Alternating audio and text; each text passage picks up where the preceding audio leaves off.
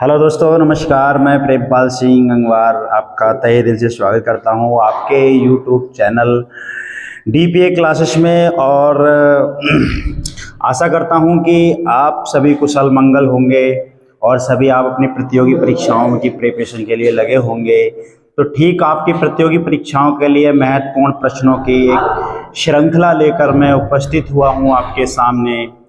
और ये क्वेश्चन आपके प्रीवियस ईयर के क्वेश्चन, आपके बहुत इंपॉर्टेंट क्वेश्चन सारे कॉम्पिटिटिव एग्जाम में पूछे गए हैं और आपकी प्रतियोगी परीक्षाओं के लिए प्रिपरेशन के लिए एक हेल्पफुल होंगे।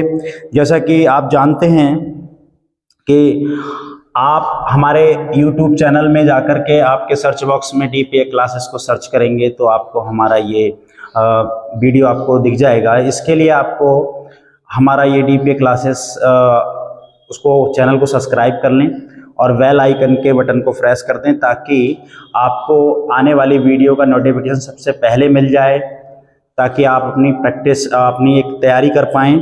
चलिए देर ना करते हुए शुरू किया जाए सेशन का। आज का पहला सवाल जैसा कि आप देख पा रहे हैं स्क्रीन पर, चलिए सवाल शुरू करते हैं। दिया है, वह सूक्ष्म कण जो रासायनिक अभिक्रियाओं केमिकल रिएक्शंस में भाग लेता है लेकिन स्वतंत्र अवस्था फ्री स्टेट में नहीं रह पाता, क्या कहलाता है? यानी कि केमिकल रिएक्शन में तो पार्टिसिपेट कर लेता है लेकिन फ्री स्टेट में नहीं रहता। तो वो आप जानते ही हैं, ये RRB ग्रुप डी में पूछा गया, 2018 में ये सवाल पूछा गया है। रिक्रूटमेंट रेलवे बोर्ड में पूछा गया है ये सवाल। तो इसका राइट आंसर आपको मिलेगा एटम, परमाणु। परमाणु द्रव का वह अविभाज्य अति सूक्ष्म कण होता है। ऐसा जॉन डाल्टन साहब ने कहा था कि परमाणु एक ऐसा अविभाज्य कण है जिसे विभाजित नहीं किया सकता और ये अति सूक्ष्म कण है जो किसी भी रासायनिक क्रिया में भाग तो ले लेता है लेकिन स्वतंत्र अवस्था में नहीं रहता। ऐसा हमारे जॉन डाल्टन साहब ने कहा था। लेकिन बाद में रदरफोर्ड साहब आए, उन्होंने इसे चैडविक साहब आए, थॉमसन साहब आए, उन्होंने इसको क्या कर दिया, डिवाइड कर दिया, बता दिया ये अविभाज्य नहीं विभाजित हो सकता है। नेक्स्ट, तो यहाँ पर ये एटम से मिलकर क्या बन जाता है, मॉलिक्यूल बन जाता है। इलेक्ट्रॉन क्या होता है? इलेक्ट्रॉन इस एटम का एक स्थायी मूलकण है। देखिए जैसे कि हम लिखते हैं एटम, परमाणु, परमाणु को हमने एटम लिखा, इसके 3 स्थायी मूलकण थे यानी कि इलेक्ट्रॉन, प्रोटॉन और न्यूट्रॉन। इस पर कोई आवेश नहीं होता, इस पर कोई आवेश नहीं होता, जीरो। तो ये सारे जो ये पार्टिकल निकले हैं ये कण हैं। ये क्या हैं? कण हैं। और कैसे कण हैं? स्थायी कण हैं। कैसे कण हैं बेटा? स्थायी कण हैं। तो ये तीनों स्थायी कण एटम के अंदर से निकले थे। इन्होंने क्या, डाल्टन साहब ने कह दिया था अविभाज्य, लेकिन ये विभाजित हुआ। तो इस हमारे इस पहले क्वेश्चन का राइट आंसर आपको मिलेगा एटम। ठीक है, नेक्स्ट देखते हैं अगला सवाल आपकी स्क्रीन पर। कह रहा है, परमाणु की खोज सर्वप्रथम किसने की? यह भी आपका RRB 2017 में पूछा गया प्रश्न है। कह रहा है, परमाणु या एटम की खोज सर्वप्रथम किसने की? तो परमाणु की खोज के विषय में आपका चला जाएगा J.J. थॉमसन। परमाणु की खोज थॉमसन, क्योंकि परमाणुवाद या परमाणु का मॉडल थॉमसन साहब ने या टॉमसन साहब ने ही दिया था। तो इसका राइट आंसर हो जाएगा थॉमसन। रदरफोर्ड ने प्रोटॉन की खोज की थी। किसकी? प्रोटॉन की। J.J. थॉमसन ने जो हमारे, सॉरी ये राइट रॉन्ग, ये होगा डाल्टन। डाल्टन ने परमाणु की खोज की थी, Dalton. C is the right answer, ये रॉन्ग है। थॉमसन ने हमारे की थी इलेक्ट्रॉन की खोज। किसकी? इलेक्ट्रॉन की खोज थी। ठीक है, नेक्स्ट देखते हैं। नेक्स्ट सवाल है आपका, नेक्स्ट क्वेश्चन, तीसरा क्वेश्चन है, सर्वप्रथम कैथोड किरणें,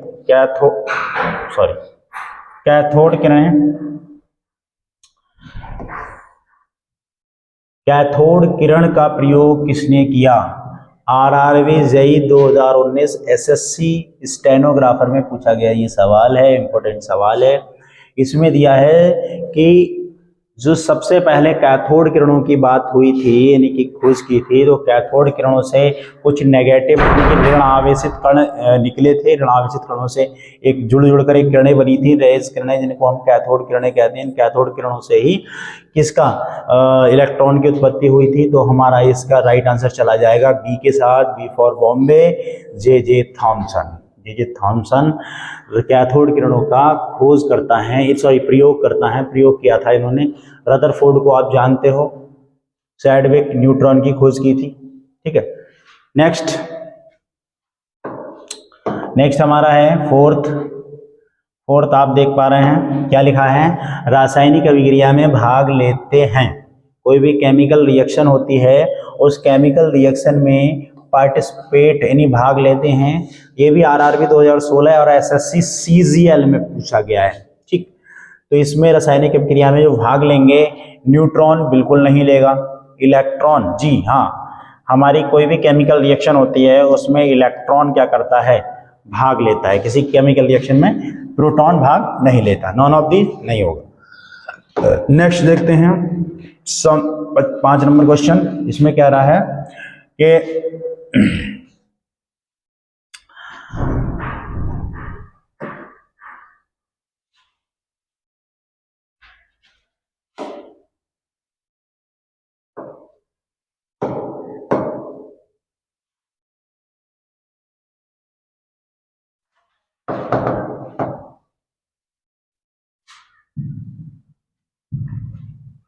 प्रोटॉन की खोज किसने की, प्रोटॉन की खोज किसने की। तो आपके लिए इसमें आपको एक ट्रिक के साथ चले जाना होता है। लिखते हैं हम क्या, हम लिखते हैं इसकी ट्रिक।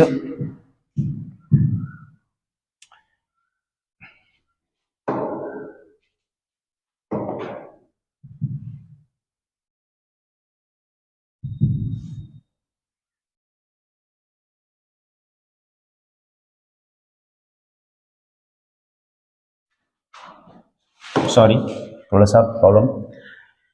हाँ, प्रोटॉन की खोज किसने की, तो इस पे चले जाते हैं हम, ईंट पर नाच।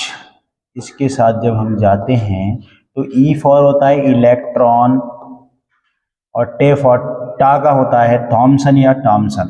ठीक है, तो ये टॉमसन हो गया। अच्छा, प्रोटॉन पापे प्रोटॉन हो गया। प्रोटॉन की खोज जो है वो आपने रा से रदरफोर्ड ने की थी, तो इसका राइट आंसर होगा प्रोटॉन की खोज किसने की थी, तो आप चले जाएंगे रदरफोर्ड के साथ। किसके साथ चले जाएंगे, D is the right answer, Rutherford. और ना फॉर होता है न्यूट्रॉन। न्यूट्रॉन की खोज जो है वो आपके चैडविक साहब ने की थी। चैडविक ने, किसने, चैडविक ने। तो इसका राइट आंसर हो जाएगा क्या, प्रोटॉन की खोज रदरफोर्ड ने। नेक्स्ट देखते हैं हम।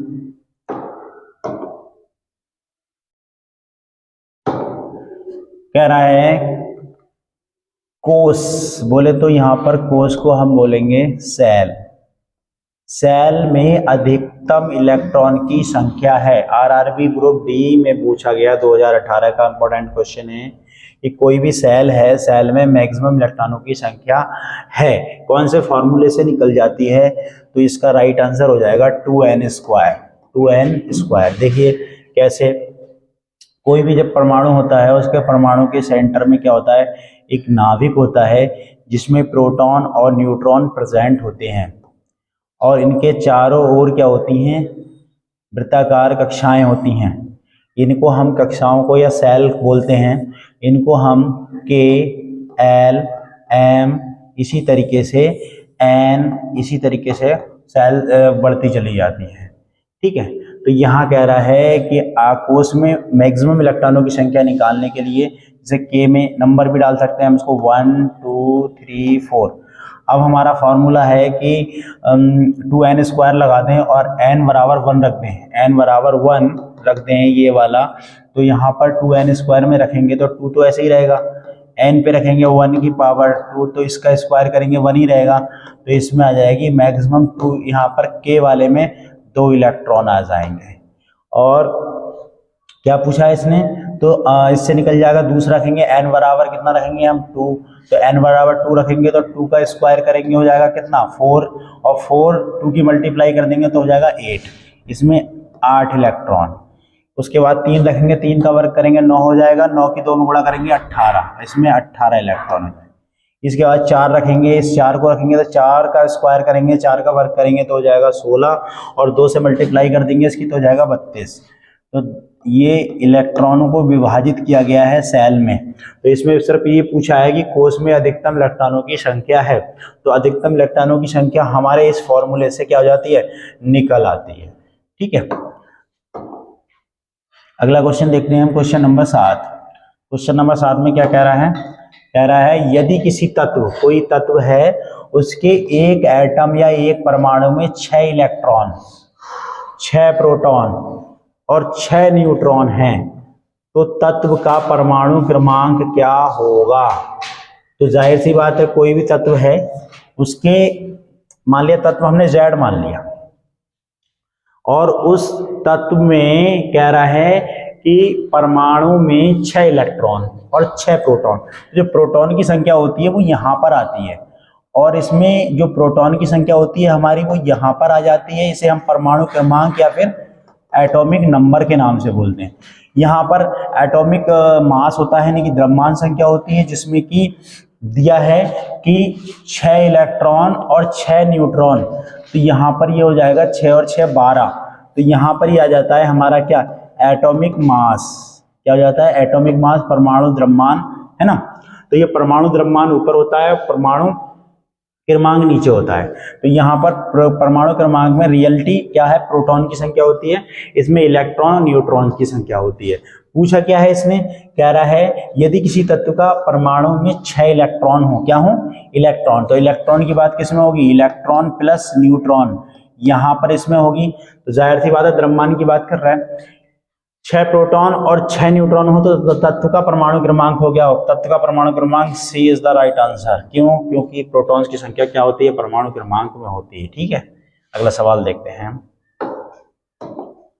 8 नंबर सवाल क्या कह रहा है, देखिए 8 में कह रहा है यदि तत्व के परमाणु के नाभिक में उपस्थित, कोई नाभिक है उसमें उपस्थित प्रोटॉन और न्यूट्रॉन की संख्याओं का योग क्या कहलाता है।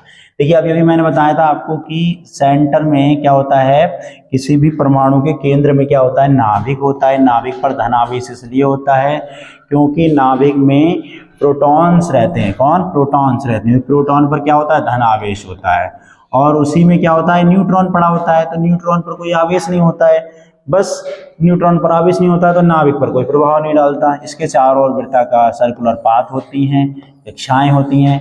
इन कक्षाओं में कौन रहते हैं, इलेक्ट्रॉन्स रहते हैं। किसमें, इनमें कौन रहते हैं, अभी मैंने बताया आपको पिछले क्वेश्चन में कौन रहते हैं, 2 8 18, है ना। ऐसे करके इलेक्ट्रॉन इसमें रहते हैं, जो अपने सेल में अपनी एनर्जी लेवल में क्या करते हैं, मोशन करते रहते हैं, चक्रण करते रहते हैं। सिर्फ इसने ये पूछा था कि नाभिक में उपस्थित प्रोटॉन और न्यूट्रॉनों की संख्या के अनुपात को हम क्या कहते हैं। तो देखो अभी मैंने बताया था आपको कि प्रोटॉन और न्यूट्रॉनों की संख्या के अनुपात को हम क्या कहते हैं, द्रव्यमान संख्या। क्या कहते हैं, द्रव्यमान संख्या। अगला सवाल देखते हैं। देखिए एक्सप्लेनेशन के साथ आप स्क्रीनशॉट लेते जाएं ताकि आपको बाद में कोई दिक्कत ना हो, और आप वीडियो खत्म होने के बाद भी आप अपना स्क्रीनशॉट से तैयारी कर सकें। देखिए ये दिया 92 यूरेनियम 238, यू लगाए ना, 92 यूरेनियम 238 परमाणु में न्यूट्रॉनों की संख्या है। एसएससी सीपीओ 2014 में पूछा गया सवाल है ये। तो इसमें कह रहा है कि न्यूट्रॉन की संख्या है। तो देखिए यहाँ दिखा है 92 यूरेनियम 238। तो यहाँ 238 द्रव्यमान संख्या है। इस 238 द्रव्यमान संख्या में से परमाणु क्रमांक की जो संख्या है वो घटा दें, यानी कि 92, है ना। तो 92 घटाने पर कितना जाएगा, 8 में से 2 गए तो बचा 6, और इधर रह गया आपका 3, यानी कि 13 हो गए। 13 में से 9 गए तो बचे आपके 4 और बच गया 1। तो ये 146 आया इसका आंसर। क्या आया, 146। C is the right answer. 146 neutron की संख्या होगी। कितनी होगी, 146, क्योंकि जितना है ये क्या होती है, प्रोटॉन्स की संख्या होती है, और इसके इतने ही जब कोई एटम न्यूट्रल होता है तो कब होता है कि प्रोटॉन्स की संख्या, ध्यान से देखिए, प्रोटॉन्स की संख्या हमेशा एक न्यूट्रल एटम में इक्वल होती है इलेक्ट्रॉन्स की संख्या के। बिल्कुल, अगर हमारे पास प्रोटॉन्स अगर 92 हैं तो इलेक्ट्रॉन भी 92 होंगे, बाकी जो बच जाएगा वो न्यूट्रॉन के पास होगा, न्यूट्रॉन की नंबर कहलाएगी। नेक्स्ट देखते हैं।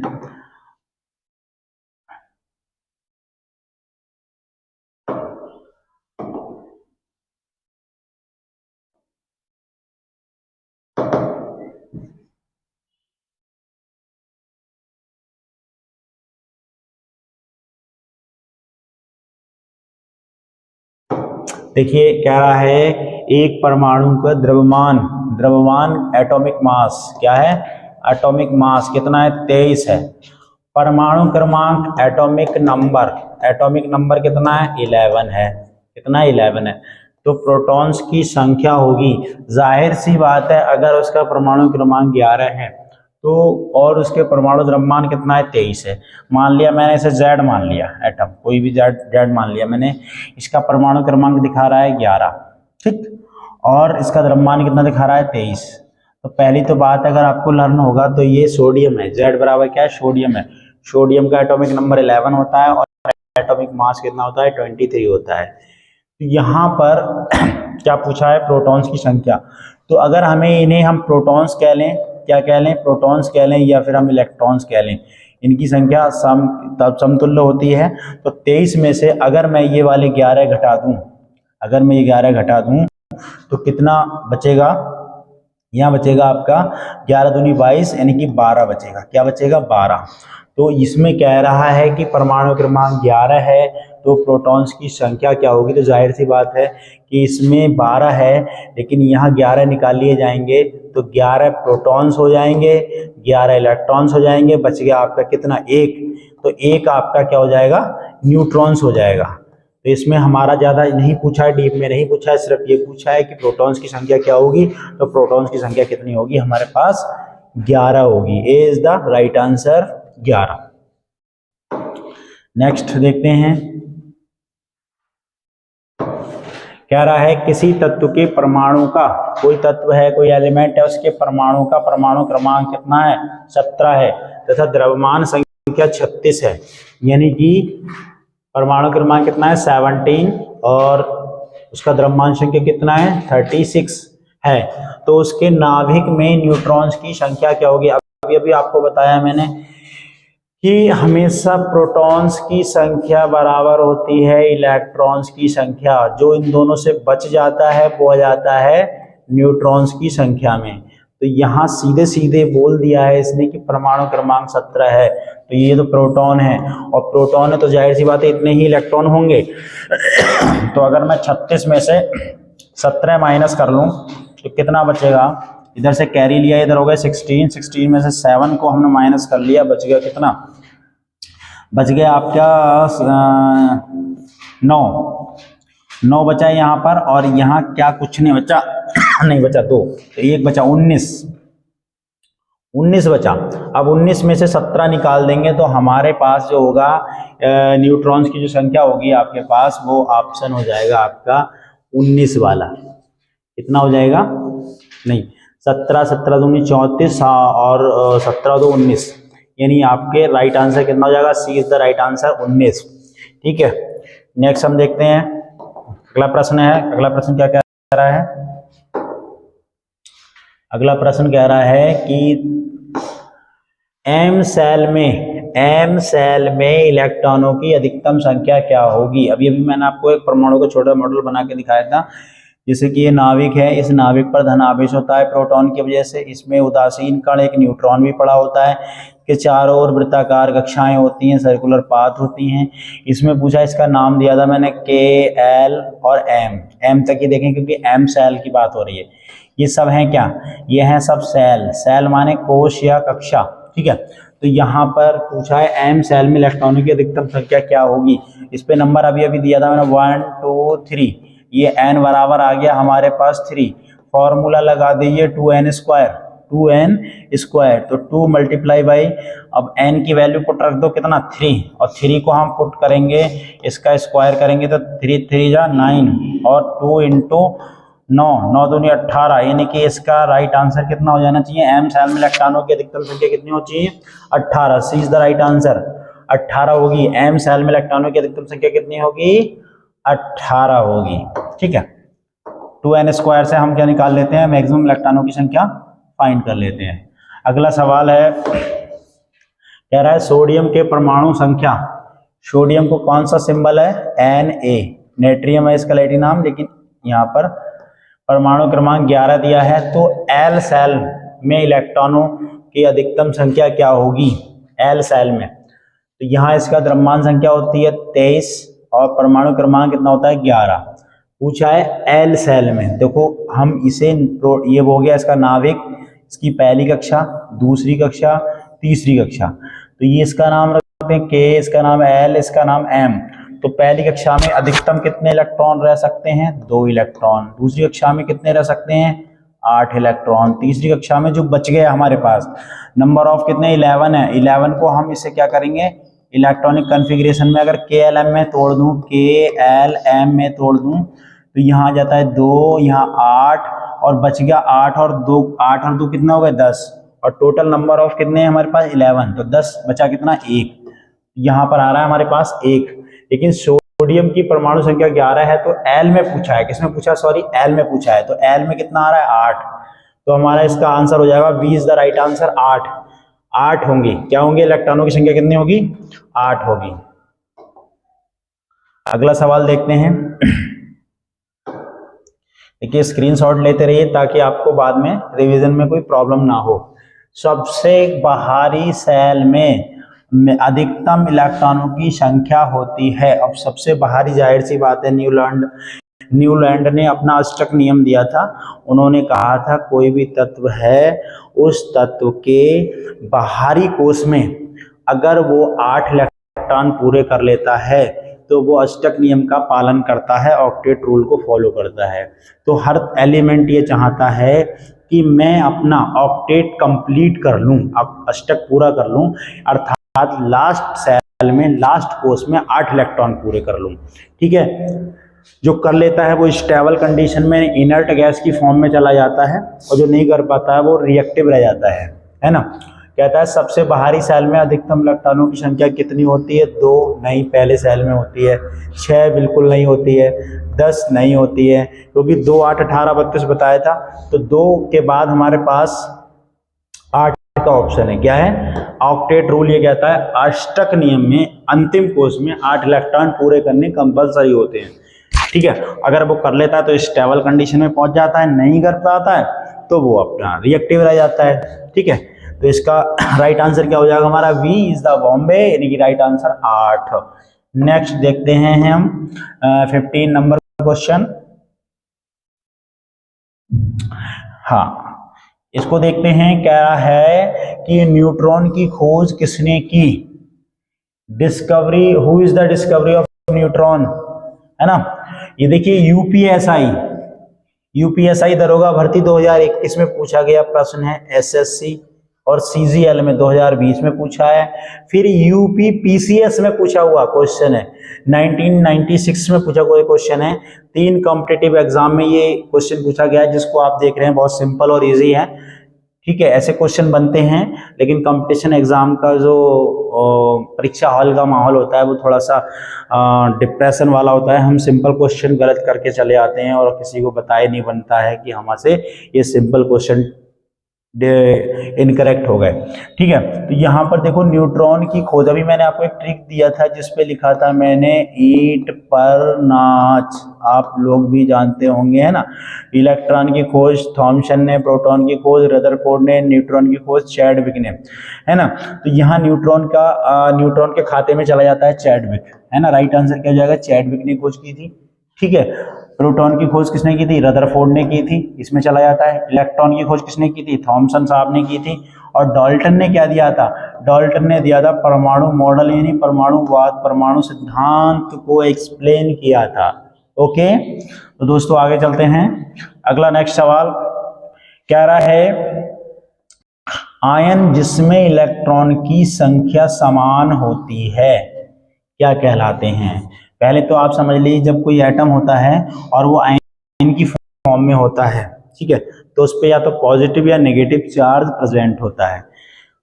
तो इसमें ये कहा गया है कि अगर इलेक्ट्रॉन की संख्या समान होगी, किसकी? इलेक्ट्रॉन की, तो वो कहलाएगा आपका सम इलेक्ट्रॉनिक। और अगर वो न्यूट्रॉन लिख देता यहाँ पे इलेक्ट्रॉन की जगह पे, क्या लिख देता? न्यूट्रॉन। क्या लिख देता? न्यूट्रॉन, तो हो जाता सम न्यूट्रॉनिक। क्या हो जाता? सम न्यूट्रॉनिक। अगर वो यहां लिख देता प्रोटॉन की संख्या समान, किसकी? प्रोटॉन की संख्या समान, तो वो क्या हो जाता? सम प्रोटॉनिक, है ना। समस्थानिक क्या होता है? जिसके परमाणु क्रमांक समान हो। क्या हो?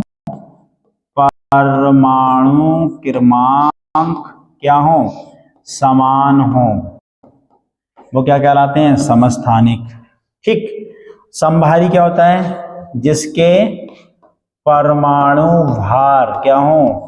परमाणु भार समान हो। क्या हो? समान हो, वो क्या कहलाता है? समभारी कहलाता है। तो दोस्तों, आपको इन क्वेश्चनों की एक्सप्लेनेशन अच्छी लगी होगी। देखिए, ये क्वेश्चन उतने ही ज़्यादा इम्पोर्टेंट हैं जितना कि प्रतियोगी परीक्षा को क्रैक करके आपको सिलेक्शन पाना। तो आपको अगर सिलेक्शन पाना है तो इन क्वेश्चनों का रिवीजन आपको बहुत ही कंपलसरी है, और पूरा डिटेल्ड में चारों विकल्प का एक्सप्लेनेशन आपको यहाँ से मिल रही है। तो दोस्तों, आपको बिना देर करते हुए आपके अपने YouTube चैनल के सर्च बॉक्स में जाके DPA क्लासेस के नाम से सर्च करके हमारे चैनल को सब्सक्राइब करके, ताकि आने वाली वीडियो का नोटिफिकेशन सबसे पहले आपको मिल जाए और आप एक अच्छी बेहतरीन तैयारी करके समय रहते अपनी प्रतियोगी परीक्षा को पास आउट करके एक अच्छी जॉब ले सकें। इसलिए हम पूरा अथक प्रयास करेंगे ताकि आपको एक बेहतर क्या हो, एक चुनौतीपूर्ण परीक्षा पास हो जाए। और मैं आशा करता हूं कि आपको मेरी वीडियो अच्छी लगी होगी, तो इसका जो है वो सब्सक्राइब कर लें और बेल आइकन का बटन प्रेस कर लें। आज के लिए मैं आपसे अपनी वाणी को विराम देता हूं और विदा लेता हूं। नमस्कार।